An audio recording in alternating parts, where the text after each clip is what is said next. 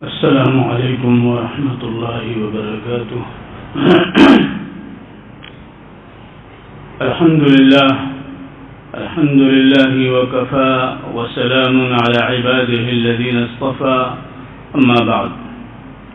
قال الله عز وجل في القرآن المجيد والفرقان الحميد: اعوذ بالله من الشيطان الرجيم. بسم الله الرحمن الرحيم. النبي أولى بالمؤمنين من أنفسهم وأزواجه أمهاتهم وأولو الأرحام بعضهم أولى ببعض في كتاب الله. صدق الله العظيم. معزز حاضرین، قرآن پاک کی یہ آیت ہمیں اس بات پر شہادت دیتی ہے کہ نبی کا مقام ایمان والوں کے نزدیک کیا ہے. قریب تر جو ہوتا ہے وہ عزیز تر ہوتا ہے، اور نبی کے مقام کے تعلق سے اللہ عز و جل کا ارشاد ہے: اقرب، ایمان والوں میں سب سے زیادہ قریب، ان کی جان سے بھی زیادہ قریب نبی ہیں، اللہ کے رسول ہیں. تو گویا کہ یہ آیت ہمیں اس بات کی طرف متوجہ کرتی ہے کہ اپنی اولاد سے زیادہ، اپنے والدین سے زیادہ، اپنے بھائیوں سے زیادہ، اپنی بیویوں سے زیادہ، اپنے قبیلے سے زیادہ، اپنی کمائی سے زیادہ، اپنے پسندیدہ گھروں سے زیادہ اگر کوئی ذات محبوب ہے اس مخلوق، اس کائنات کے اندر، تو اللہ کے رسول صلی اللہ علیہ وآلہ وسلم کی ذات گرامی ہے. اور وہ اللہ ہے جس نے ہمیں پیدا کیا ہے. اسی لیے اللہ رب العزت نے فرمایا: قل ان كان آباؤكم وابناؤكم واخوانكم وازواجكم او عشيرتكم واموال اقترفتموها وتجارة تخشون كسادها ومساكن ترضونها احب اليكم من الله ورسوله. اللہ اور اس کے رسول سے زیادہ اگر یہ چیزیں محبوب ہیں، پسندیدہ ہیں، ان کی چاہت زیادہ تمہارے دلوں کے اندر ہے، تو کیا ہوگا؟ فتربصوا، تو اللہ کی طرف سے افتاد، اللہ کی طرف سے پکڑ اور ایسے حوادث اور ایسی چیزوں کا انتظار کرو جو تمہاری زندگی کے اندر جو ہے رس نہیں بلکہ تلخیاں گھول کر کے رکھ دیں گے. حتیٰ یأتی اللہ بأمرہ، اور ایسے لوگ فسق و فجور، فاسق ہیں جو اللہ کے رسول سے محبت نہ کرتے ہوں، یا آپ کی محبت دوسروں کی محبت سے کمتر ہو. لہذا اللہ کے رسول کی محبت فطری ہونی چاہیے، عقلی نہیں بلکہ فطری. جس طرح اولاد سے محبت فطری ہے، مال کی محبت فطری ہے، والدین کی محبت فطری ہے، اس طرح سے حضور صلی اللہ علیہ وسلم کی محبت، آپ کی محبت کے واسطے سے، آپ کی محبت کے زیر سایہ، آپ کی محبت کی روشنی اور آپ سے رشتے کی بنیاد پر آپ کے ازواج، آپ کے امہات المومنین جن کو ہم کہتے ہیں، جس کو قرآن پاک نے جنہیں کہا وَأَزْوَاجُهُ أُمَّهَاتُهُمْ، اور ان کی بیویاں، آپ کی بیویاں جو ہیں وہ مائیں ہیں. کن کی مائیں ہیں؟ ایمان والوں کی مائیں ہیں. لہذا ماں کا جس طرح سے احترام ہے، ماں کی جس طرح سے عظمت ہے، ماں کا جو مقام ہے، ماں کی جو محبت ہوتی ہے، اس طرح سے ازواج مطہرات کی محبت ہمارے دلوں میں ہونی چاہیے. ہم یہ برداشت نہیں کر سکتے کہ ان کے تعلق سے کوئی ایسی بات کہی جائے جو گستاخی پر مبنی ہو، ایسی بات کہی جائے جو ان کی عزت اور ان کے احترام کے منافی ہو. اگر ایسی بات ہوگی تو ہم برداشت نہیں کر سکتے، اس کے خلاف ہم آواز اٹھائیں گے، اس کے خلاف ہم احتجاج کریں گے، ہم اس کے خلاف اپنی بات رکھیں گے، اور ہمارا ملک بھی اس کی پوری اجازت دیتا ہے. اور اسی لیے ایسے حالات جب پیش آتے ہیں تو مسلمان تڑپ جاتے ہیں، ایمان والے تڑپ جاتے ہیں، ایمان والوں پر ایک سکتے کا عالم ہو جاتا ہے. کیا ہو رہا ہے؟ دنیا کہاں جا رہی ہے؟ جو رحمت للعالمین اور جن کی ازواج مطہرات نے ان کے زیر سایہ وہ تربیت حاصل کی جو آنے والی نسلوں کے لیے علم اور عرفان اور معرفت و یقین و ایمان کی سلسبیل جن کے ذریعے جاری ہوئی ہے، ان کے خلاف اگر زبان کھلتی ہے تو وہ زبان کاٹ لینی چاہیے. وہ زمان اس لائق نہیں کہ اس کو باقی رکھا جائے،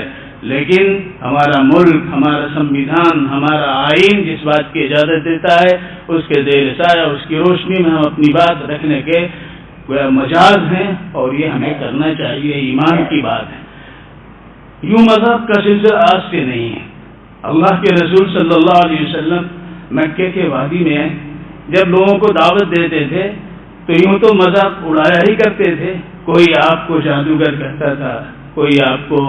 کسی اور لقب سے یاد کرتا تھا، لیکن اس میں 5 بڑے مٹھ تھے، 5 ایسے تھے جن کا کام ہی یہی تھا، صبح سے شام تک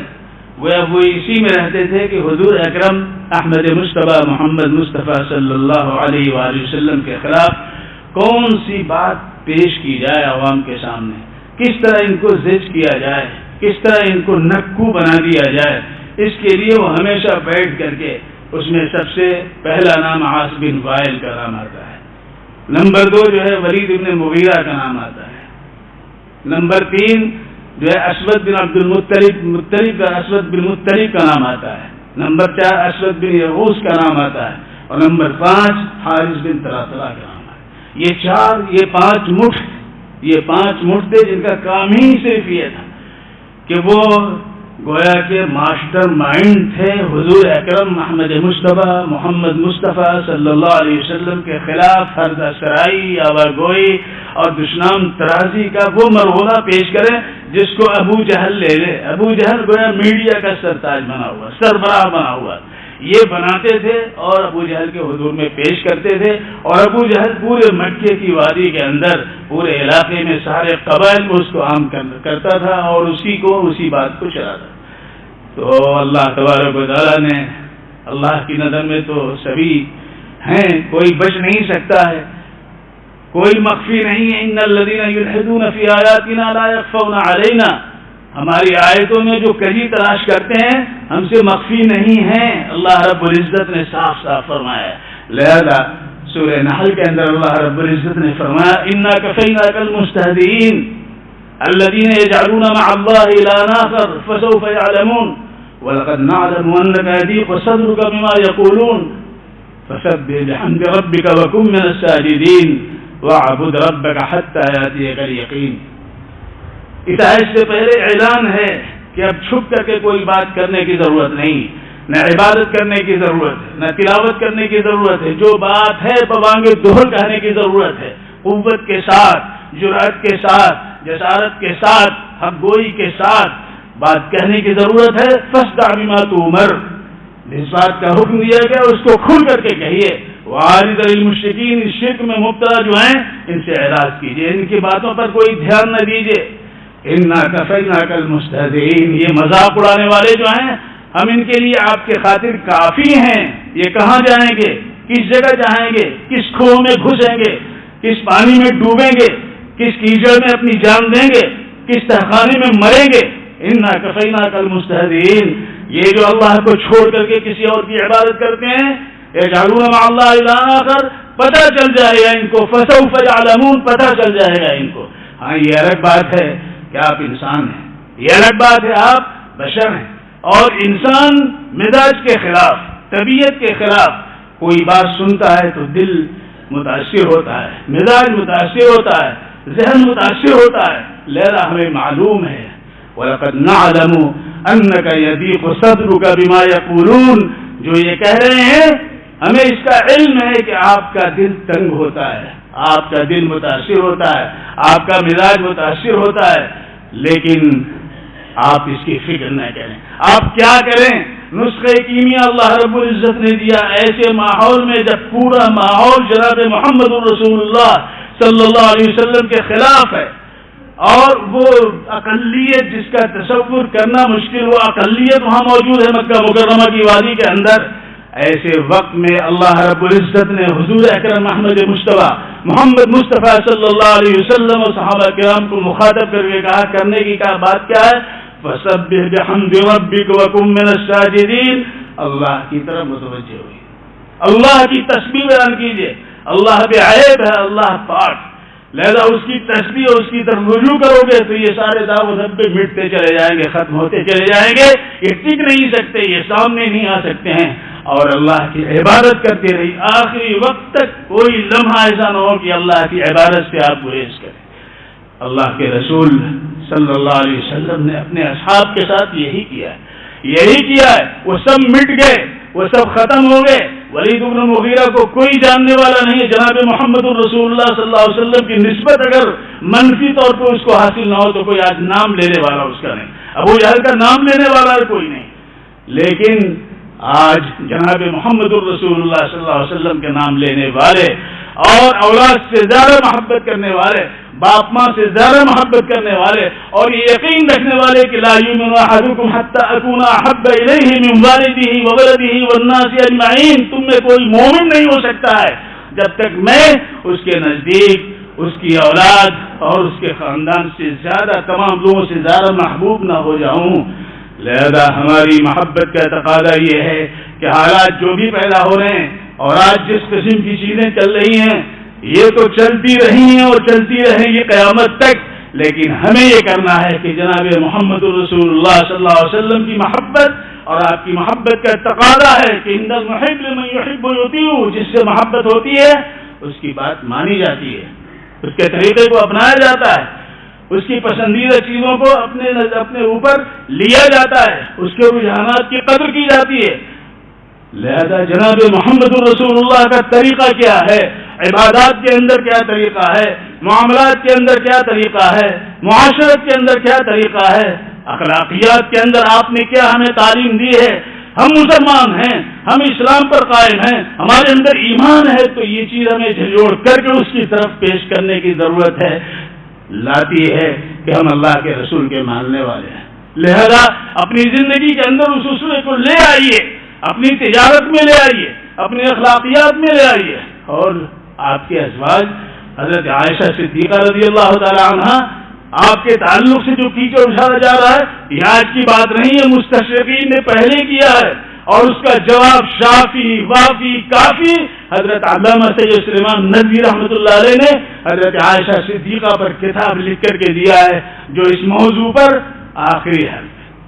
یہ ہوتا رہا ہے، آج بھی یہ ہو رہا ہے،